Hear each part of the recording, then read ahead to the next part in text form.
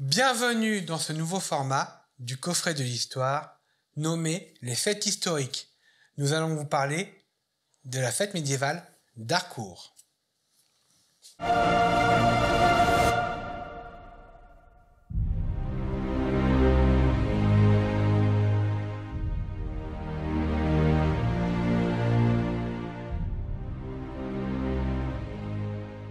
Mais avant de parler de la fête médiévale d'Harcourt, nous allons vous parler du château d'Harcourt, qui accueille cet événement. Le château d'Harcourt est à l'origine un château, une place fortifiée de terre et de bois. Comme tous les châteaux de l'époque, il date du XIe siècle, avec une motte et une basse-cour. Le tout, bien sûr, entouré de fossés pour ralentir les assaillants. Le but étant, comme tous les châteaux de l'époque, de se défendre et, à la manière d'un escargot, de se retrancher à l'intérieur, ce que l'on appelle une défense passive. Puis, au XIIe siècle, on le transforme, on le fortifie avec un château en pierre. Donc, il se présente d'une motte ovale, de douves intérieures inondées, et d'un donjon style roman.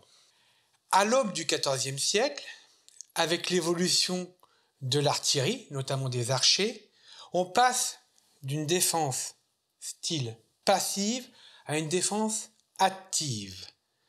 Ainsi, le château d'Harcourt, comme de nombreux châteaux de l'époque, va évoluer.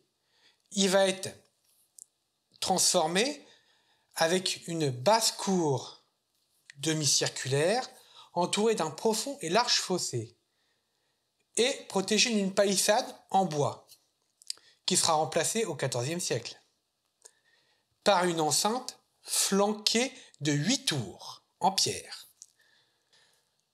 Enfin, un deuxième rempart précédé d'un fossé.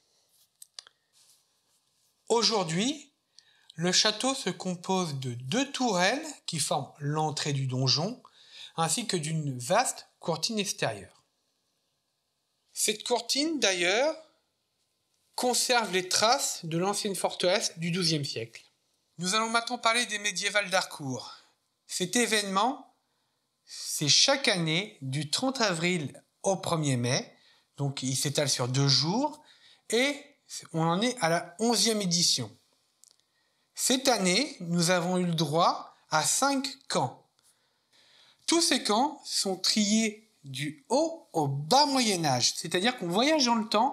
Dès que l'on rentre dans l'univers du haut Moyen-Âge, c'est-à-dire du début du Moyen-Âge, avec plusieurs camps scandinaves et vikings, où l'on peut découvrir des reproductions d'outils de l'époque, mais aussi des animateurs qui nous expliquent un peu comment on chassait à l'époque, comment on faisait du bricolage à l'époque. Le bricolage, bien sûr, est un art ancestral. Et on peut aussi admirer donc, les armes et boucliers de l'époque, ainsi qu'un bateau qui est une reproduction d'un bateau viking. Par la suite, nous avons le camp militaire.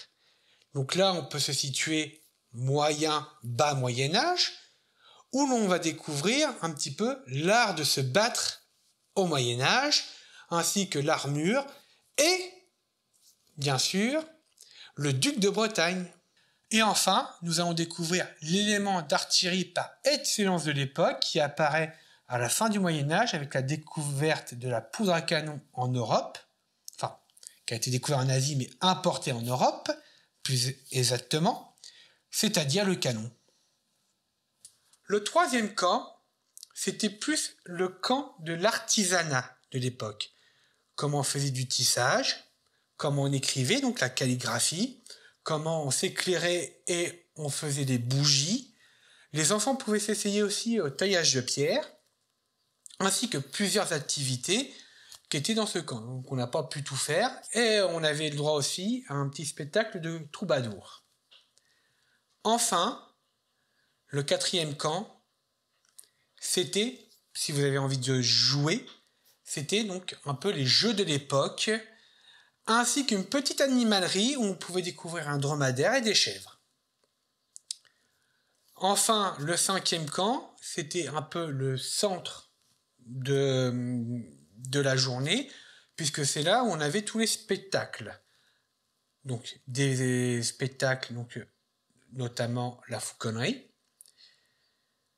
la joute, ainsi que des combats vikings. À côté, nous avions bien sûr le marché médiéval. D'ailleurs, pendant la joute, j'ai dû me battre, mais j'ai récupéré ça. C'est un débris de lance.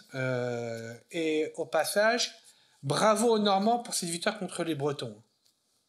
Bref, une fête médiévale à découvrir. Je vous dis qu'en 2 jours, nous on a fait les 2 jours parce qu'il y a un pass 2 jours. Et on n'a pas pu tout découvrir. On a manqué un spectacle, dommage. Donc on y retournera l'année prochaine et je vous invite vraiment à découvrir la 12e édition. Chaque année, il y a des nouveautés. Donc voilà, je vous invite vraiment à y aller. C'est un bon moment en famille à découvrir. Et si vous faites vraiment toutes les activités et tout ça, vous allez voir que 2 jours, ça ne vous suffit pas du tout pour tout découvrir. Si vous aimez la vidéo, ou si vous ne l'aimez pas d'ailleurs, donc si vous l'aimez, likez. Si vous ne l'aimez pas, ou si vous aimez, commentez. Toujours dans le respect. C'est toujours un plaisir d'échanger avec vous.